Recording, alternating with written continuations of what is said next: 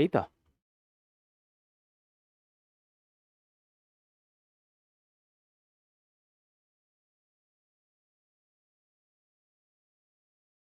देखिए तो।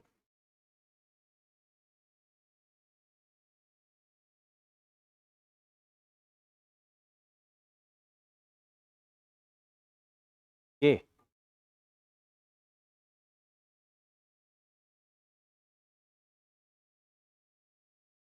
Thank you.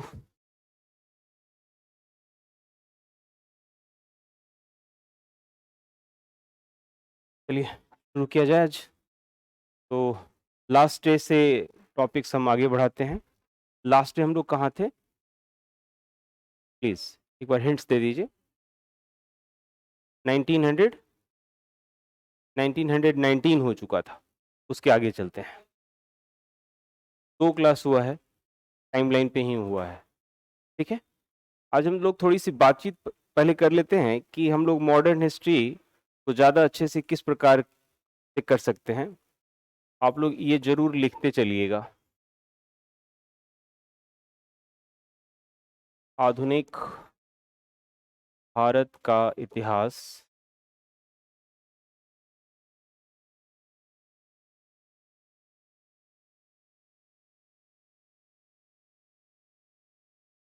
महत्वपूर्ण कदम।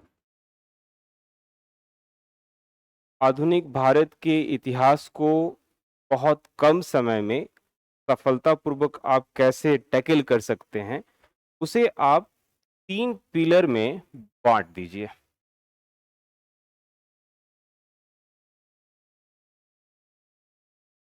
3 पिलर्स में, ठीक है? सबसे पहला तो मैं आपको कहूँगा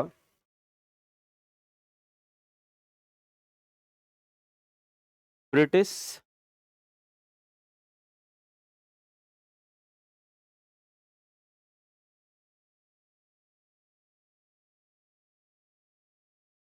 गवर्नर जनरल एवं वायसराय, ठीक है?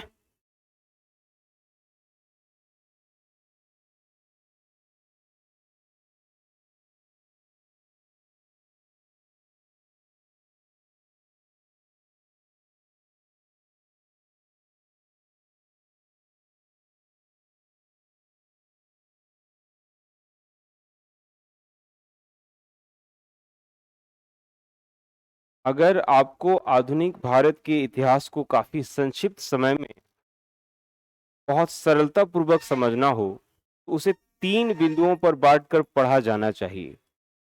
पहला है ब्रिटिश गवर्नर जनरल एवं वायसराय को पढ़िए। इसमें 1757 से लेकर 1857 के बीच में जितने भी गवर्नर जनरल हुए हैं, सबों को याद करना थोड़ा मुश्किल है, लेकिन जो महत्वपूर्ण है, जहाँ से प्रश्न हमेशा रिपीट करते रहे हैं। जैसे कि इसमें भी 2 फेज आएगा।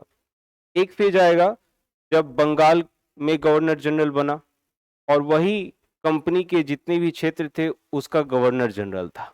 फिर एक फेज आएगा जब बंगाल के गवर्नर जनरल को भारत का गवर्नर जनरल कहा जाने लगा था। तो यहाँ से 2 सवाल कि पहला गवर्नर जनरल कौन, और फिर दूसरा पहला गवर्नर जनरल कौन जो पूरे भारत का प्रतिनिधित्व कर रहा था। फिर 1857 की क्रांति होती है तो ये पद ही खत्म कर दिया जाता है। तो अंतिम गवर्नर जनरल और प्रथम वायसराय कौन? ठीक है, ये सवाल अक्सर देखने को मिलता है। अब जितने भी वायसराय बने उनमें सभी वायसराय बहुत महत्वपूर्ण नहीं थे, लेकिन जैसे बंगाल विभाजन को लेकर, पार्लियामेंटो रिफॉर्म के समय में, या फिर आपको जालियांवाला बाग के समय में, ये जितने भी महत्वपूर्ण रहे, या फिर आप महात्मा गांधी के साथ द्वितीय गोलमेज सम्मेलन के समय में इरविन है ना? या फिर आगे जाकर विश्व युद्ध के समय में लिन लिथगो हैं। फिर आगे आगे आप माउंटबेटन तक पहुंचेंगे। तो ये सूची जितनी है महत्वपूर्ण, उसे आप लोगों को संक्षिप्त रूप में करना चाहिए। दूसरा जो मैं बहुत महत्वपूर्ण मानता हूं, भारतीय राष्ट्रीय कांग्रेस की महत्वपूर्ण सत्र। यहां से काफी प्रश्न पूछे जाते हैं। भारतीय राष्ट्रीय कांग्रेस के जितने भी महत्वपूर्ण सत्र थे, उदाहरण के तौर पर 1885 जो पहला था, 1905 जो कलकत्ता में हुआ, फिर उसी तरीके से 1907 जो सूरत में हुआ, फिर आगे जाकर आप देखिएगा कि भारतीय राष्ट्रीय कांग्रेस का लखनऊ अधिवेशन काफी महत्वपूर्ण हो जाता है ना? लखनऊ अधिवेशन। फिर उसके बाद जब भी कोई महत्वपूर्ण काम हुआ, जैसे 1922 में असहयोग आंदोलन को वापस लिया गया और उसी अगले वर्ष चित्तरंजन दास एवं मोतीलाल नेहरू के नेतृत्व में क्या हुआ? स्वराज दल की स्थापना हुई, है ना? तो उसके बाद कांग्रेस का प्रक्रिया क्या था? 1927 में आपको ये क्रिप्स 1927 में आपको साइमन कमीशन आता है ना? और साइमन कमीशन के जवाब में लाला लाजपत राय का एक आंदोलन चलता है और उस आंदोलन में उनका देहांत हो जाता है। फिर 1929 में आपको लाहौर में अधिवेशन होता है। तो जितने भी अधिवेशन हुए, कभी-कभी जैसे एक महत्वपूर्ण बेलगांव का अधिवेशन माना जाता है 1924 का, महात्मा गांधी उसके हेड थे। तो ये जितने भी अधिवेशन हुए उनके अध्यक्ष कौन थे? और फिर आगे बढ़िएगा तो आप सुभाष चंद्र बोस को देखिएगा, 1938 और 1939 का त्रिपुरी संकट, ये काफी महत्वपूर्ण अध्याय माना जाता है। तो भारतीय राष्ट्रीय कांग्रेस के जितने भी महत्वपूर्ण सत्र हुए उन सबों को आपको संक्षिप्त में याद कर लेना चाहिए। तीसरा वह है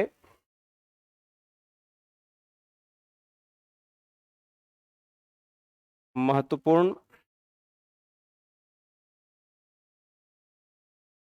स्वतंत्रता सेनानी। इसमें काफी लंबी सूची है। जैसे अगर शुरुआत से लिया जाए तो दादा भाई नौरोजी, व्योमेश चंद्र बनर्जी, है ना? इन लोगों से आप शुरुआत लीजिए और फिर धीरे-धीरे आगे बढ़िए। फिर आप महात्मा गांधी को इंक्लूड कीजिए, रविन्द्रनाथ टैगोर को इंक्लूड कीजिए, बाल गंगाधर तिलक को इंक्लूड कीजिए। बहुत सारे स्वतंत्रता सेनानियों की सूची है। यहाँ से आपको सवाल जो है वो एकदम से प्रत्यक्ष रूप से पूछ लिया जाता है। जैसे बहुत सारे स्वतंत्रता सेनानियों के उपनाम हैं, उनसे सवाल ले लिया जाता है। बहुत सारे स्वतंत्रता सेनानी किसी विशेष महत्वपूर्ण कार्य के लिए जाने जाते हैं। ये महत्वपूर्ण स्वतंत्रता सेनानी जिनका संबंध भारतीय राष्ट्रीय कांग्रेस से भी है और भारतीय राष्ट्रीय कांग्रेस के अलावा भी है, नहीं? तो उनका आपको ये याद कर लेना। यानी कि अगर आप आधुनिक भारत के इतिहास को संक्षिप्त रूप से अपने दिमाग में बैठाना चाहते हैं तो ये 3 पिलर पे आपको काम करना चाहिए। 3 पिलर पे काम करना चाहिए। अगर ये 3 पिलर पे आपका कमांड हो गया तो आप बहुत आसानी से आधुनिक भारत के इतिहास को समझ सकते हैं। यहां तक किसी को कोई डाउट? ठीक है, आगे बढ़ते हैं। इसे आप लोग नोट डाउन कर लीजिए। नोट डाउन हो गया?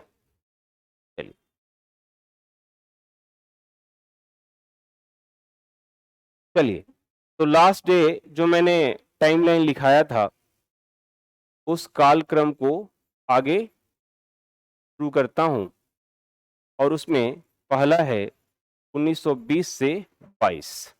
बता सकते हैं 1920 से 22 क्या था? 1900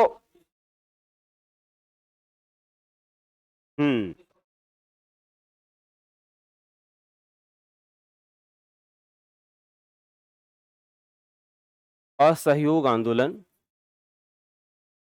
1920 से 22 को हम असहयोग आंदोलन का ही दौर मानते हैं, ठीक है?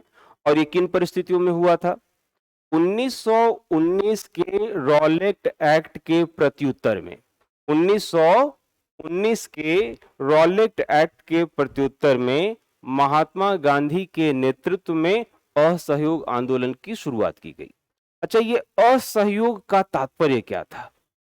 आपको मैं बताऊं कि महात्मा गांधी जब दक्षिण अफ्रीका में थे तभी उन्होंने एक पुस्तक लिखी थी जो संभवतः 1909 में प्रकाशित हुई थी और उसमें उन्होंने यह बयान दिया था कि भारत के गुलामी का सबसे बड़ा कारण यह है कि भारतीयों को भारतीयों को अंग्रेजों का फुल सपोर्ट है।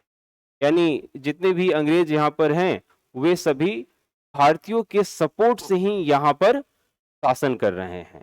और ये बड़ा तार्किक भी था। आपको मैं बताऊं कि जितने भी प्रशासनिक कार्य थे, जिसके टॉप लेवल को छोड़ दिया जाए, तो बाकी सारे पे भारतीय ही तो थे। भले ही 1919 का जालियांवाला बाग हत्याकांड जनरल डायर के आदेश पर हुआ होगा, लेकिन गोलियां किसके द्वारा चलाई गई थी? वे सभी भारतीय सिपाही ही थे, नहीं? तो महात्मा गांधी ने इस तथ्य को पहचाना और उन्होंने कहा कि यदि भारतीय शासन प्रशासन से हाथ खींच लें तो बहुत सफलतापूर्वक और बहुत ही सामान्य तरीके से अंग्रेजों को कमजोर किया जा सकता है।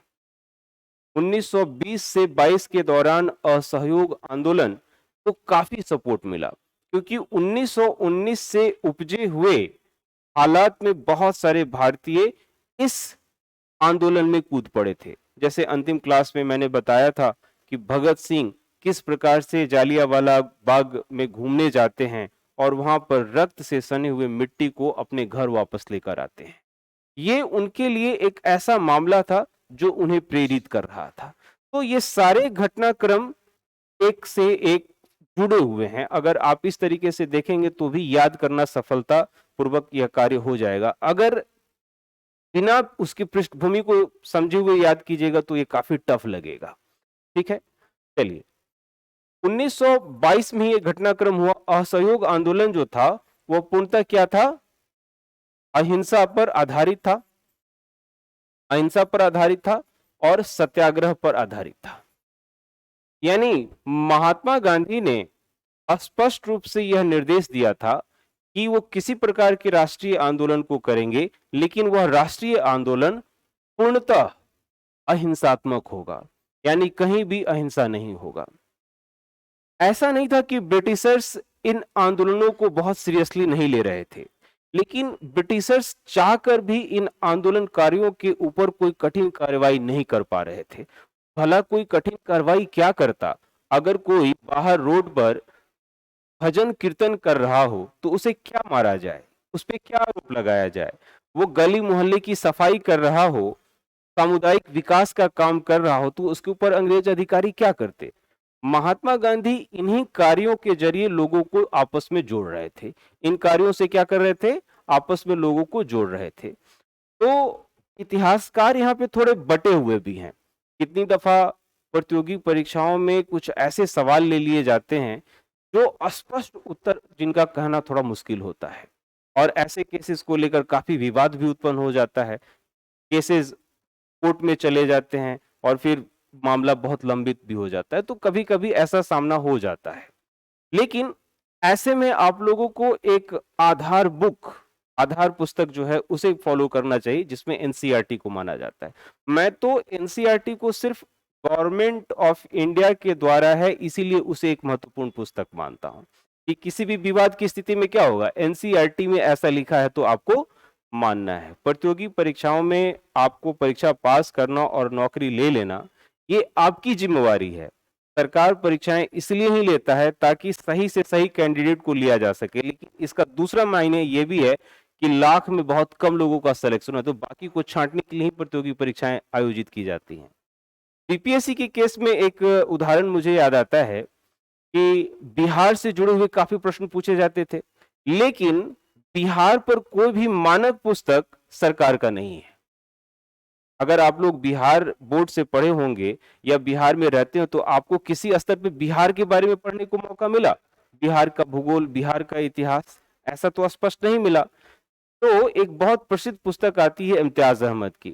कुछ विद्यार्थियों ने बीपीएससी का उसका रेफरेंस लेके आंसर दिया था, लेकिन आयोग ने मानने से इनकार कर दिया। न्यायालय में भी बात गई, लेकिन न्यायालय आयोग की बात के साथ ही गया। तो आपको कुछ कुछ चीजों को बहुत स्पष्ट रूप से याद करना होगा और समझना होगा। 1922 में एक और घटनाक्रम हुआ, और यह घटनाक्रम कहा जाता है कि अंग्रेजों की साजिश थी कि किसी तरीके से ये शांतिपूर्ण अहिंसात्मक रूप से जो ये आंदोलन चल रहा था उस आंदोलन को रोका जाए। और मैं कहता हूं कि महात्मा गांधी के द्वारा जितने भी आंदोलन किए गए वो काफी चरणबद्ध तरीके से सफल हुए, चरणबद्ध तरीके से। यदि 1922 में भारत छोड़ो आंदोलन होता तो ये सफल नहीं होता। 1922 में भारत छोड़ो आंदोलन के लिए भारत भी तैयार नहीं था। आपको मैं बताऊं कि जब 1942 का भारत छोड़ो आंदोलन महात्मा गांधी के द्वारा घोषित किया गया था, तो उस दौरान इनकी इस प्लान को, इस योजना को सबसे पहले विरोध करने वाले में से जवाहरलाल नेहरू का नाम आता है। एक स्टेटमेंट है जो यूपी पीसीएस का सवाल मुझे याद आता है, यूपी पीसीएस का सवाल था कि मैं यहां की एक बालू की ढेर से कांग्रेस से बड़ा आंदोलन बनाकर रख दूंगा। ये स्टेटमेंट महात्मा गांधी का था। ये उस परिप्रेक्ष्य में था जब जवाहरलाल नेहरू ने भारत छोड़ो आंदोलन के खिलाफ प्रस्ताव प्रस्तुत किया था। लेकिन जब महात्मा गांधी इस मुद्रा में आ गए तो जवाहरलाल नेहरू भी भारत छोड़ो आंदोलन के पक्ष में आ गए और फिर आगे जाकर भारत छोड़ो आंदोलन हुआ और ये काफी सफल सिद्ध। उन सभी बातों पे आज हम लोग डिस्कस करेंगे। तो 1922 का जो वर्ष था वो किसके लिए महत्वपूर्ण था? चौरी चौरा हत्याकांड की वजह से था।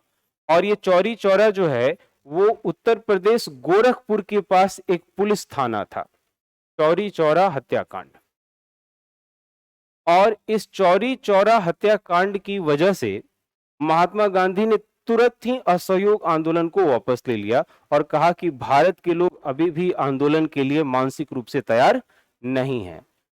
चौरी चौरा हत्याकांड के पीछे की कहानी यह है कि महात्मा गांधी ने जो यह आंदोलन बनाया था, जो काफी प्रसिद्ध हो रहा था और अंग्रेजों को काफी भारी पड़ रहा था, तो जानबूझकर एक दल को प्रोवोक किया गया और यह जानबूझकर कदम उठाए गए जिसमें कुछ पुलिस कर्मियों को जिंदा जला दिया गया और हिंसा हुई। इसके बाद से महात्मा गांधी की गिरफ्तारी होती है और दूसरी तरफ जैसे ही असहयोग आंदोलन वापस होता है तो भारतीय राष्ट्रीय कांग्रेस में जुड़े हुए लोग एकदम से बिदक जाते हैं। उनमें से तो सबसे बड़ा नाम आता है मोतीलाल नेहरू और चित्तरंजन दास का। और 1923 में उन्होंने स्वराज दल की स्थापना की। और मैं बताऊं कि यहां से स्वराज दल की जो स्थापना हुई, ये भारतीय राजनीति में काफी महत्वपूर्ण कदम साबित होता है। जैसा कि नाम है स्वराज दल, तो स्वराज की कल्पना को लेकर मैंने कल बताया था अंतिम क्लास में कि किस प्रकार से ये दयानंद सरस्वती के समय से ये बात धीरे धीरे आगे बढ़ रहा था। तो स्वराज दल की स्थापना के पीछे एक ही उद्देश्य था कि किस प्रकार से भारत अपने लोगों के द्वारा शासित हो, अपने लोग जो हैं यहां पर शासन कर सके। स्वराज दल की ये बात की गई। आपको मैं बताऊं कि स्वराज दल की स्थापना के समय मोतीलाल नेहरू और चित्तरंजन दास दोनों पेशे से वकील थे। दोनों क्या थे? कानून के जानकार थे। तो उन्होंने एक संविधान का प्रारूप रखा। इन्होंने क्या कहा? संविधान का एक प्रारूप रखा कि देश को शासन ऐसी व्यवस्था में ही चलानी चाहिए जिसमें स्वराज को जस्टिफिकेशन दिया गया। और जब भारत का संविधान बना तो भारत के संविधान के कुछ प्रावधान स्वराज दल के संविधान से भी प्रेरित थे। यानी कि मैं आपको ये बार बार हिंट्स देता हूं कि यदि आप पॉलिटी भी कमांड करना चाहते हैं तो इतिहास के माध्यम से ही कर सकते हैं, क्योंकि पॉलिटी पर, भारत की राज व्यवस्था पर भारत के इतिहास का गहरा प्रभाव है। अगर इतिहास, खास करके आधुनिक भारत के इतिहास को आप अच्छे से नहीं जानते हैं तो आपकी राजनीतिक व्यवस्था भी ठीक नहीं होगी। ये ठीक है कि अभी वर्तमान में बिहार लोक सेवा आयोग ने सिर्फ आपको आधुनिक भारत के इतिहास पढ़कर आने को कहा है, लेकिन यदि आप आधुनिक भारत इतिहास अच्छे से पढ़ लेंगे तो राज व्यवस्था भी अच्छे से हो जाएगा। स्वराज दल की स्थापना जिसमें मोतीलाल नेहरू एवं चित्तरंजन दास का नाम काफी महत्वपूर्ण रूप से आता है। ठीक है, चलिए 1923 हो गया। इसके आगे बढ़ते हैं। 1924-25 ये भारत के, यहां पर आप देख पाएंगे कि भारत में राजनीतिक चेतना का विकास हो चुका है। भारतीय राष्ट्रीय कांग्रेस बना, उसके बाद से मुस्लिम लीग बना और इस दौरान दुनिया में भी काफी हलचल था। जैसे कि 1914 से 18 के बीच वर्ल्ड वार 1 हुआ था। रसिया में बोल्शेविक क्रांति चल रही थी, यानी कि विश्व इतिहास की मैंने ये शब्द बताए। रसिया में क्या चल रहा था? बोल्शेविक क्रांति चल रही थी और वहां से एक नायक उभर रहा था जिसका नाम था लेनिन। इसका नाम था लेनिन, और उसकी एक विचारधारा थी। अब मैं आपको बताऊं कि वर्ल्ड वार 1 और वर्ल्ड वार 2 के दौरान सोवियत संघ में जो हालात बिगड़े थे आर्थिक रूप से, 1920-30 का जो दौर है ना, वो विश्व के महान आर्थिक मंदी का दौर माना जाता है। विश्व के महान आर्थिक मंदी का दौर था, और ये क्यों हुआ था? वर्ल्ड वार की वजह से हुआ था। तो इस दौरान जो थॉट दुनिया के सामने आया वो लेफ्टिस्ट पार्टीज के लिए बेस बना, या जितने भी आप लेफ्टिस्ट पार्टी देखते हैं वो वहीं से प्रभावित हुए। और यहां पे भी भारत की राजनीति में भी 1924-25 में नई राजनीतिक थॉट का विकास हुआ, जिसमें आरएसएस का उदय, विश्व हिंदू परिषद का उदय, या कम्युनिस्ट पार्टी की विचारधारा का यहां पर शुरुआत होना होता है। 1924-25 का जो दौर है वह है विभिन्न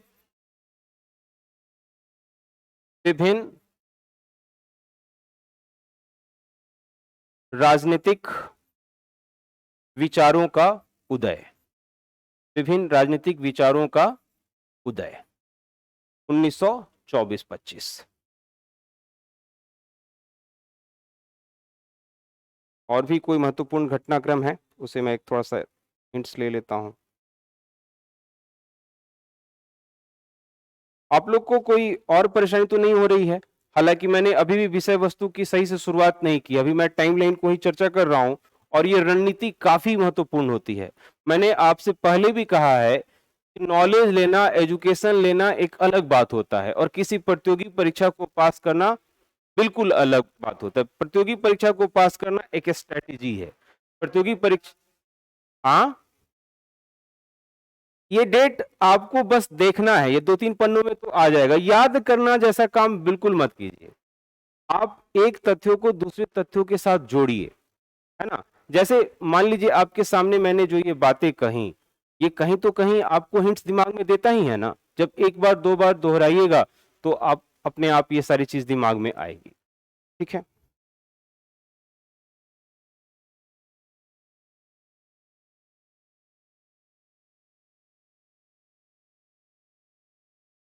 नेक्स्ट लिखिए 1927। यस,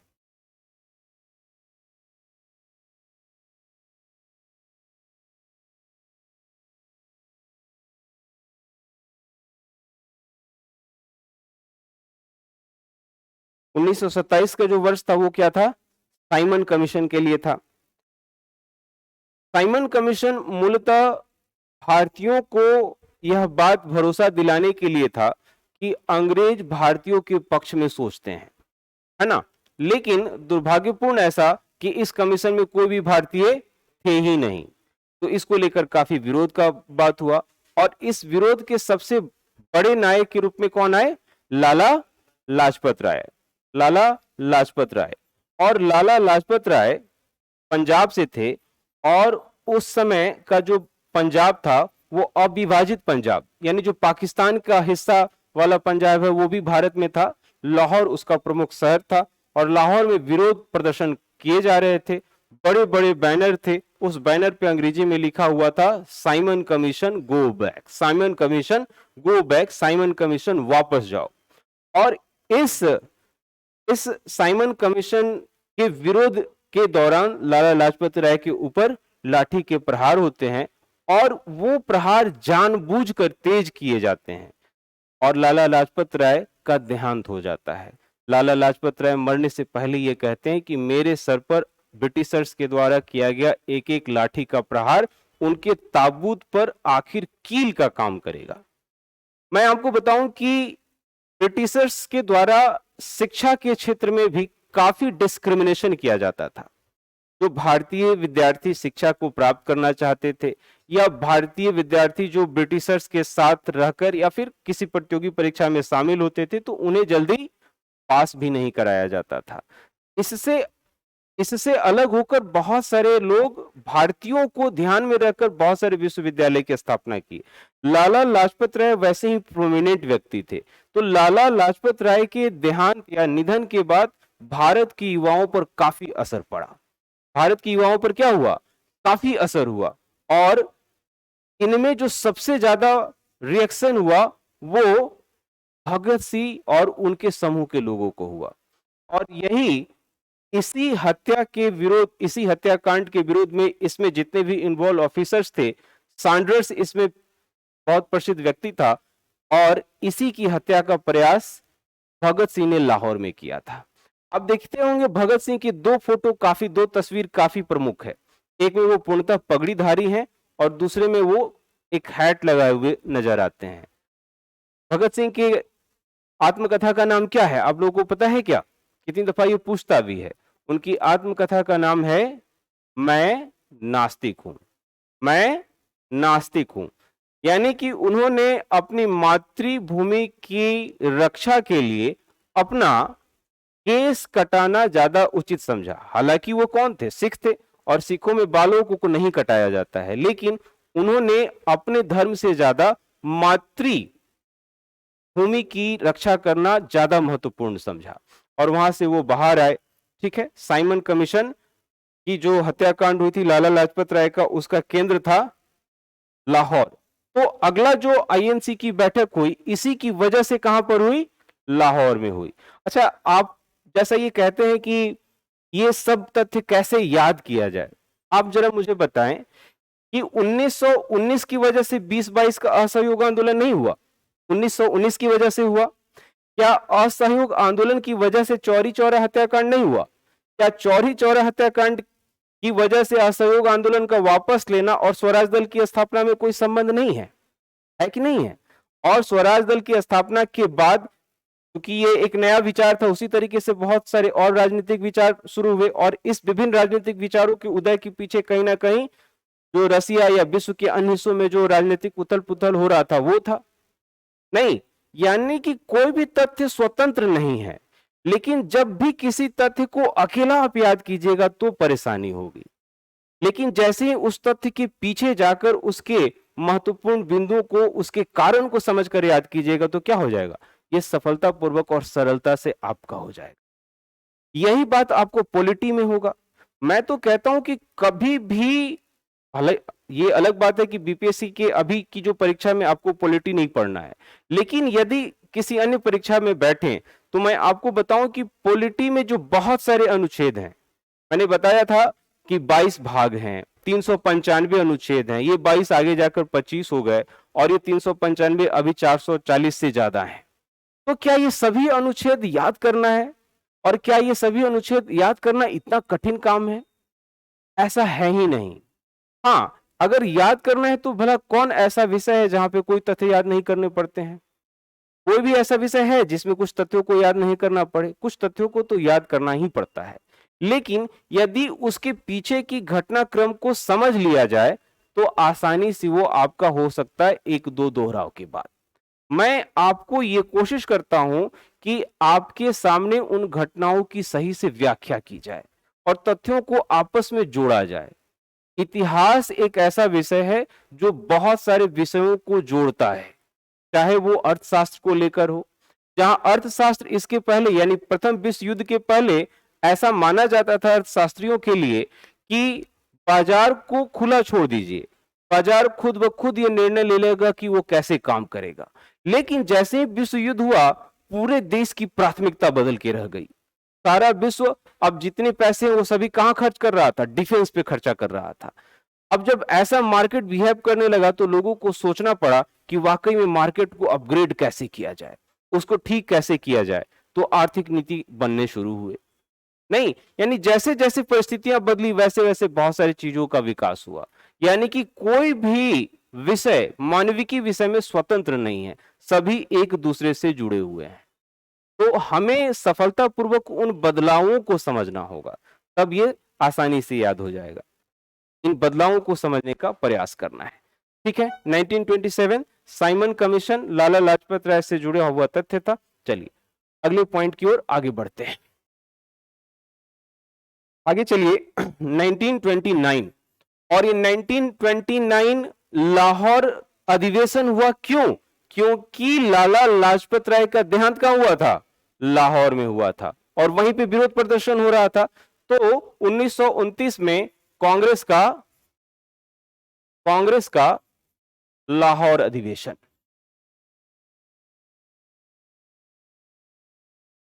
कांग्रेस का लाहौर अधिवेशन।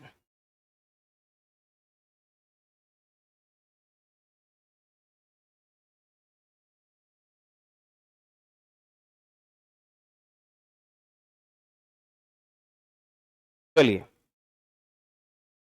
आगे बढ़ते हैं।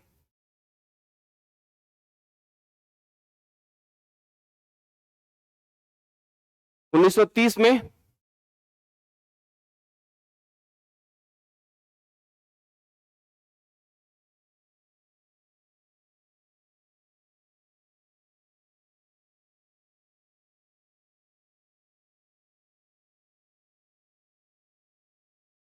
Civil disobedience movement.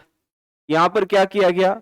जहां एक तरफ पहले असहयोग की बात की गई थी, तो दूसरी तरफ महात्मा गांधी ने नागरिक अवज्ञा आंदोलन लाए। इसमें यह कहा गया कि अब आम आदमी भी अंग्रेजों के द्वारा जो कानून बनाए गए हैं उसको मानने के लिए बाध्य नहीं है। अगर आप सोच कर देखिए कि अगर यह स्थिति आज हो जाए तो कितनी हलचल मच जाए। यानी सरकार कोई कानून बनाए कि सड़क के बाईं ओर होकर चलना चाहिए, लेकिन स्वतंत्रता का आप उस कानून को एकदम से ना माने और जिधर मन उधर जाए तो अव्यवस्था जैसे फैलाव हो जाएंगे। यानी कि सरकार के कानून को नहीं मानना ये काफी कठिन मामला था। और इसी को लेकर 1931 में, अब यहां से सवाल बनता है 1931 के कौन से ब्रिटिश वायसराय यहां पर थे, क्योंकि इस दौरान अब जो ब्रिटिशर्स थे वो अपने आप को काफी असहज महसूस करना शुरू कर चुके थे, और महात्मा गांधी की पॉपुलैरिटी पूरे भारत में काफी तेजी से फैल रही थी। उनके एक आवाज पर काफी लोग इकट्ठा हो रहे थे। तो यहां पर गांधी इरविन पैक्ट होता है। गांधी इरविन पैक्ट होता है। Gandhi Irwin pact. मूलतः यह पैक्ट क्या था? नागरिक अवज्ञा आंदोलन को बंद करवाना, और साथ ही साथ आपको मैं बताऊं कि 1930-31 के दौरान लंदन में गोलमेज सम्मेलन कराया जा रहा था, और यह गोलमेज सम्मेलन एक उद्देश्य के साथ था कि भारत की राजनीतिक व्यवस्था को कैसे संभाला जाए। ब्रिटिशर्स अभी भी इस मूड में नहीं थे कि भारत को आजाद किया जाए, बल्कि वो चाह रहे थे कि ब्रिटिशर्स भारत की जो ये मांग है स्वतंत्रता को, उसे कैसे कमजोर कर दिया जाए। क्योंकि भारत में पहले ही किसी एक पॉलिटिकल पार्टी या एक पॉलिटिकल पार्टी के विचार को एक्सेप्ट नहीं करने दिया जा रहा था, दूसरा पॉलिटिकल पार्टी उसके खिलाफ नजर आ रहा था, जैसे मुस्लिम लीग था। नहीं तो दूसरी तरफ जो दलित थे वो भी अपने आप को यह समझ रहे थे कि भारत की समाज में यदि देश आगे जाकर लोकतंत्री होता है या स्वतंत्र होता है तो वैसे समाज में उनकी स्थिति क्या है।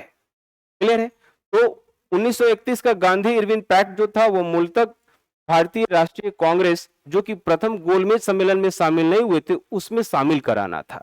1931 में ही आगे जाकर सेकेंड गोलमेज सम्मेलन, दूसरे गोलमेज सम्मेलन में आईएनसी का जाना यह एक महत्वपूर्ण होता है। यहां से प्रतियोगी परीक्षाओं में सवाल ले लिया जाता है कि महात्मा गांधी गोलमेज सम्मेलन के लिए कहां गए? लंदन गए। किस जहाज से गए?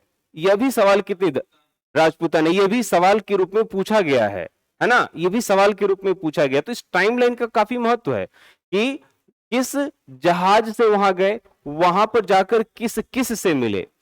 आज जब 2 अक्टूबर का समय आता है और ट्विटर पर जब गांधी वध या फिर कोर्ट से जिंदाबाद के नारे लगते हैं या यह ट्रेंड करता है, तो मुझे बड़ा ही दुख होता है। दूसरे गोलमेज सम्मेलन में जब लंदन में ये पहुंचते हैं तो वहां के महाराज जो हैं लंदन के, वहां ब्रिटेन के, आज हमारे आमने सामने कोई पुलिस ऑफिसर आ जाए तो हम लोग अपने आप को अभिव्यक्त नहीं कर पाते हैं, और यह व्यक्ति वहां पर जाकर ऐसे इन्हें निर्देश दिया गया कि आपको एक पर्टिकुलर ड्रेस कोड में आना है। बोले कि मैं उनके अनुसरण में नहीं आया हूं, मैं उनसे भारत का प्रतिनिधि बनकर आया हूं, तो मैं वैसे ही आऊंगा जैसे भारतीय हैं। और वहां पर ये एक साधारण जो एक धोती पहनते थे और उसी धोती को फिर आधे धोती को लपेट लेते थे। ठीक है, तो इसी पर एक व्यक्ति ने इन्हें क्या कहा था, और विंस्टन चर्चिल ने कहा था, क्या कहा था, अर्धनग्न फकीर कहा था। यानी कि ये कोई भी तथ्य जो है ना वो अकेला नहीं है, सब एक दूसरे से जुड़ा हुआ है। और यही जब जोड़ के पढ़ने की शैली आप विकसित कर लीजिएगा, सारे तथ्य आपको आसानी से याद हो जाएंगे। वहां पर अर्धनग्न फकीर विंस्टन चर्चिल ने कहा था। अगर अचानक आपको लगेगा, तो अचानक जब ये पढ़िएगा तो लगेगा कि अर्धनग्न फकीर उनको कहा था, ये तथ्य है, याद करना पड़ेगा। लेकिन जब ये आप जान जाएंगे कि किन परिस्थिति में उनको ये कहा गया था, तो आप बहुत आसानी से इसे समझ लीजिएगा। वहां पर जाते हैं और ब्रिटेन के महाराज के आंखों में आंख डालकर भारत की बात को कहते हैं, लेकिन वहां से पहले ही मौजूद भारतीय दल ऐसे वातावरण को बनाकर रखते हैं जहां से उस गोलमेज सम्मेलन का कोई भी परिणाम आने वाला नहीं था। नहीं, नतीजा यह होता है कि महात्मा गांधी वहां से लौट आते हैं और लौटते समय कहते हैं कि मैं खाली हाथ तो लौटा हूं, लेकिन भारत के स्वाभिमान को गिरने नहीं दिया हूं। और वहां से आने के बाद ये काफी और मुखर हो जाते हैं और भारतीय जो ब्रिटिश में भारतीय यहां शासन कर रहे थे उनके ऊपर काफी दबाव बन जाता है। और इस दबाव के परिणाम स्वरूप ही क्या होता है, 1935 में भारत सरकार अधिनियम आता है। भारत सरकार अधिनियम आता है और ये भारत सरकार अधिनियम पहली दफा भारत में बहुत सारी चीजों की शुरुआत करता है। आपको मैं बताऊं कि आगे जाकर जब संविधान बना तो इस भारत सरकार अधिनियम का लगभग 70% क्या किया, भारत के संविधान में शामिल किया गया है। यानी भारत के संविधान के आंतरिक स्रोत में 1923 में स्थापित स्वराज दल की बात को रखा गया था और फिर 1935 में भारत सरकार अधिनियम के हिस्से को रखा गया था। और यहीं से भारत में पहले चुनाव के रास्ते खुल जाते हैं। भारत में क्या होता है, पहले चुनाव के रास्ते खुल जाते हैं और 1937 में भारत में पहले चुनाव कराए जाते हैं। भारत में क्या कराए जाते हैं, पहले आम चुनाव कराए जाते हैं, प्रांतीय चुनाव जिसे कहा जा सकता है, प्रांतीय चुनाव होते हैं। और इस चुनाव में क्या होता है, अधिकतर जगह पर कांग्रेस अपनी सरकारें बनाती हैं, लेकिन दुर्भाग्य ऐसा है कि वो सरकारें मात्र 18 माह तक ही करती हैं। ऐसा क्यों था, क्योंकि इसी समय 1939 से 45 के बीच में वर्ल्ड वार 2 शुरू हो चुका होता है। वर्ल्ड वार 2 शुरू हो चुका होता है। कोई डाउट यहां तक? चलिए आगे बढ़ते हैं। 1939, हालांकि मैं एक और यहां पर ऐड करना चाह रहा था, 1948 यहां पे लिखिएगा सुभाष चंद्र बोस। सुभाष चंद्र बोस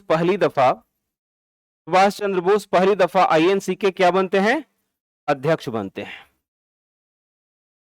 ठीक है, 1938 में क्या होता है, सुभाष चंद्र बोस आईएनसी के अध्यक्ष बनते हैं। सुभाष चंद्र बोस, जो मैंने आपको कहा था ना कि अगर आधुनिक भारत के इतिहास को पूरा करना हो, जो तीसरा कॉलम महत्वपूर्ण व्यक्तित्व हैं, उन महत्वपूर्ण व्यक्तित्व की सूची मैं आपको दूंगा। यानी कि उन पर्सनालिटी को जरूर पढ़ के जाइए, वहां से सवाल ही होता है। यदि आप बिहार में जा रहे हैं, बिहार की प्रतियोगी परीक्षाओं में जा रहे हैं, तो ऐसा हो ही नहीं सकता कि जयप्रकाश नारायण से सवाल ना पूछे, वीर कुंवर से सवाल ना पूछे। ये पूछेगा ही पूछेगा, है ना। तो आप लोगों को उस पर काम करना है, मैं वो लिस्ट दूंगा, संभवतः अगले ही क्लास में उस पर मैं चर्चा करूंगा। 1938 सुभाष चंद्र बोस आईएनसी के अध्यक्ष बनते हैं।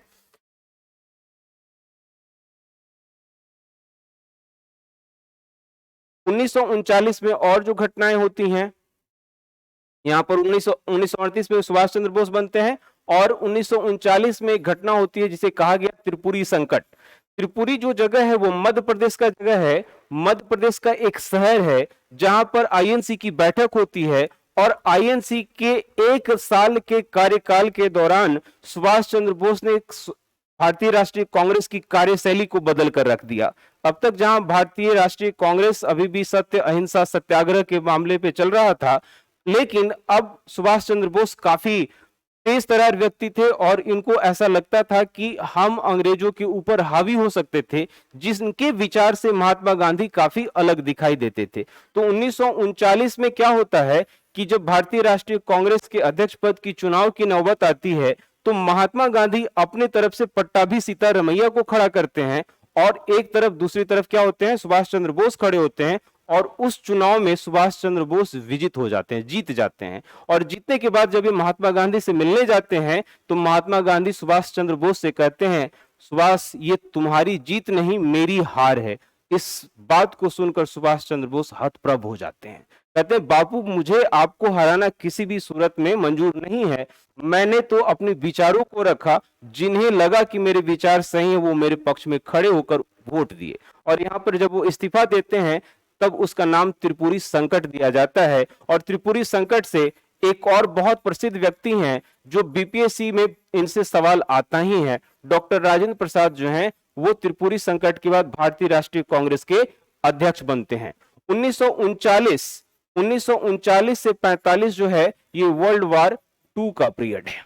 1939 के बाद 1940 में अगस्त प्रस्ताव आता है। 1940 में अगस्त प्रस्ताव आता है। अगस्त प्रस्ताव में ब्रिटेन की तरफ से लिन लिथगो, नाम याद रखिएगा, लिन लिथगो यहाँ का तत्कालिक वायसराय रहता है। वह यह कोशिश करता है कि भारतीयों को वर्ल्ड वार 2 में शामिल किया जाए, क्योंकि अब ब्रिटिशर्स जापान के हमले से तिलमिला जाता है और जापान ब्रिटेन के लंदन या अमेरिका के कई शहरों को विध्वंस कर चुका होता है और भारतीयों की इन्हें मदद की दरकार होती है। लेकिन ये प्रथम विश्व युद्ध में भारतीयों का मदद लेने के बावजूद भारतीयों के साथ गद्दारी करते हैं और दूसरी तरफ वो कहते हैं ना कि दूध का जला छाछ भी फूंक फूंक कर पीता है। तो भारतीय राष्ट्रीय कांग्रेस अब ये नारा देता है, ना एक भाई ना एक पाई, ना एक भाई और ना एक पाई, ना कोई मेरे तरफ से भारतीय शामिल होगा और ना ही भारतीय संपत्ति का आपको इस्तेमाल करने दिया जाएगा।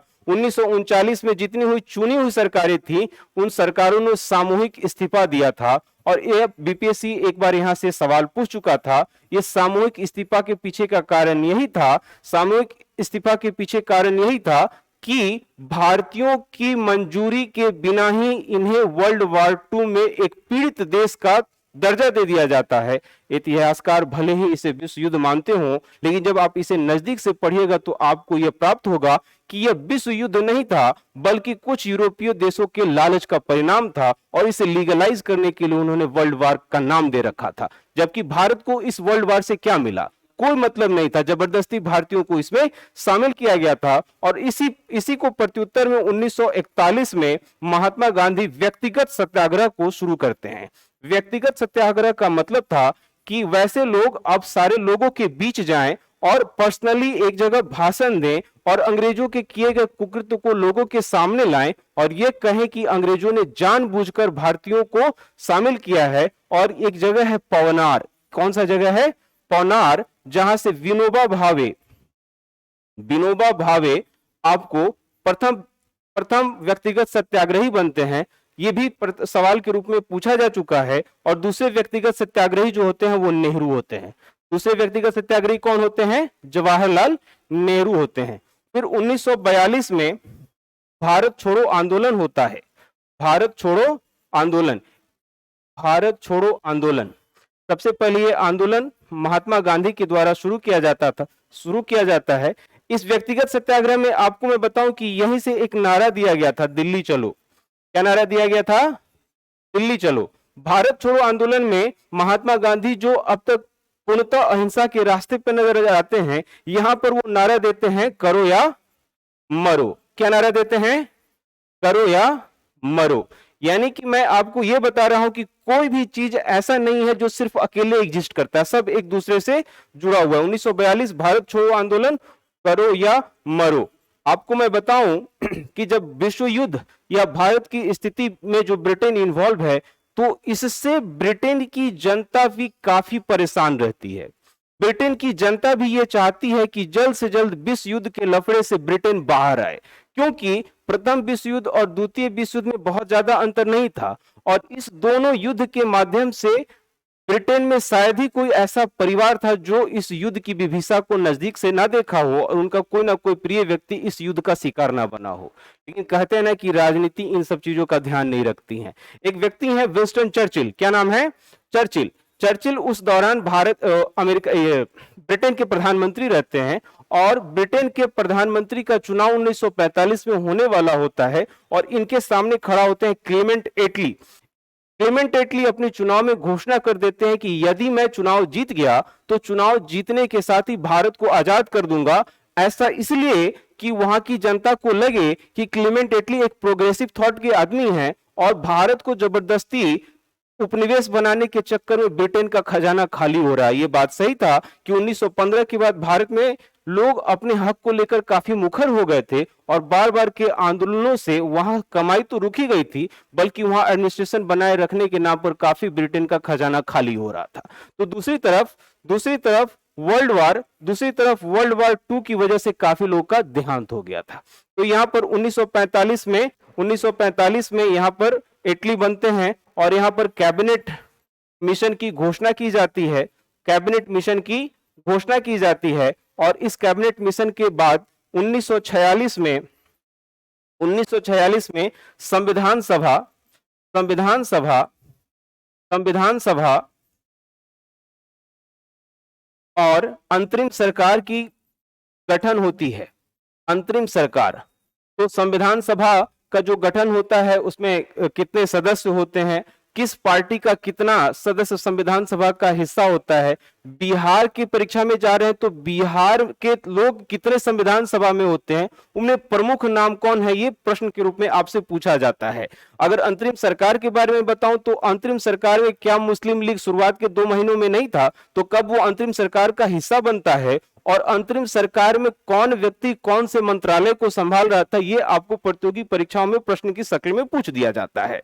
और उसके बाद से जब 1947 14 अगस्त की मध्य रात्रि और 14 अगस्त 1947 की मध्य रात्रि और 15 अगस्त की शुरुआत में रात में 14 अगस्त की मध्य रात्रि में पाकिस्तान उसके पहले स्वतंत्र होता है और उसके बाद भारत स्वतंत्र होता है। इस स्वतंत्रता के साथ क्या होता है कि संविधान सभा भी 2 भागों में बंट जाती है। अंतरिम सरकार में जो मुस्लिम लीग के सदस्य हैं वो भी विभाजित हो जाते हैं और 1947 में भारत एक स्वतंत्र देश बनता है। 1946 में 9 दिसंबर 1946 को गठित संविधान सभा जो संविधान बनाने का काम करती है, ये अनवरत कार्य करती रहती है, जो आगे जाकर 26 नवंबर 1949 तक पूरे संविधान को बनाती है।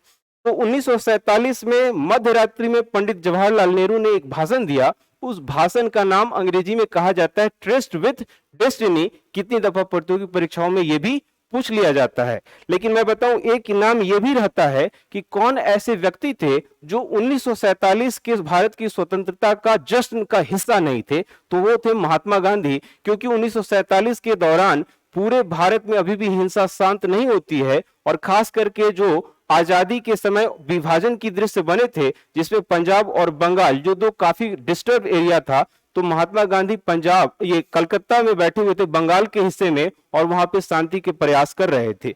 1947 में भारत सरकार अधिनियम आता है जिसके तहत भारत आजाद होता है। इस दौरान सर क्रिक कमेटी बनाई जाती है जो भारत और पाकिस्तान के सीमा को बनाता है और भारत और पाकिस्तान के उस सीमा में जो जो थाना था उस थाना के सीमा को भारत और पाकिस्तान का सीमा मान लिया जाता है और इस प्रकार से हमारा देश आजाद होता है। आगे जाकर संविधान बनाया जाता है। संविधान 26 नवंबर 1949 के बनने के बावजूद लागू नहीं होता है, क्योंकि 26 जनवरी का हम इंतजार करते हैं, क्योंकि इसी दिन 1930-31 में हम लोगों ने क्या कहा था, पहली स्वतंत्रता के बारे में मनाया था, सोचा था। तो 26 जनवरी को हम लोग देश को गणतंत्र मनाते हैं, यानी कि भारत स्वतंत्र देश बनता है और उसके बाद गणतंत्र बनता है। गणतंत्र और स्वतंत्र में सबसे बड़ा अंतर यह है कि गणतंत्र में राष्ट्र प्रमुख वोट से चुनकर आएगा। राष्ट्र प्रमुख का जो पद होगा वह वंशानुगत नहीं होगा। तो यही से पॉलिटी का सवाल बनता है कि भारत में जो राष्ट्रपति का पद है वो ब्रिटेन के महाराज एवं महारानी से अलग क्यों है, क्योंकि भारत का जो राष्ट्रपति है या राष्ट्र प्रमुख है वो वोट से चुनकर आता है, जबकि ब्रिटेन के राजा और महाराजा या महारानी जो हैं वो वंशानुगत होते हैं। तो इस तरीके से हमारा मॉडर्न हिस्ट्री का टाइमलाइन आज समाप्त हुआ। कल से हम लोग चैप्टर 1 पर शुरू करेंगे। चैप्टर 1 आप लोगों को मैंने लिस्ट दे दिया है, आप लोग जिस किताब को भी पढ़ते होंगे पढ़कर आएंगे। ऐसे मैं आपको बताऊं कि मैं स्पेक्ट्रम को मॉडर्न हिस्ट्री के लिए एक अच्छा बुक मानता हूं। उसकी मोटाई पर बिल्कुल मत जाइएगा। उस बुक को पढ़ने का एक तरीका है। मैं उसे यहां पर 1.5 महीने में पूरे तथ्यों के साथ याद करा दूंगा। एक भी सवाल आपको आधुनिक भारत के इतिहास से खत्म नहीं छूटेगा नहीं। बिल्कुल। चलिए, और कोई मन में सवाल आता है तो पूछे, नहीं तो आज वीडियो तो मिल जाएगा आपको। जी मिल जाएगा। धन्यवाद।